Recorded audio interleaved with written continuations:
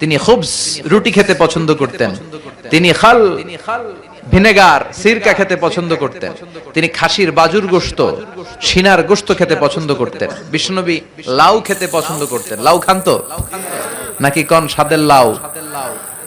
বানাইলো মোরে, আগা খাইলাম ডোগা খাইলাম, এগুলো বললেন না। বিসমিল্লাহ বলে খাবেন, খাওয়ার পরে কি পড়বেন? আলহামদুলিল্লাহ। লাউ খেতেন বিশ্বনবী।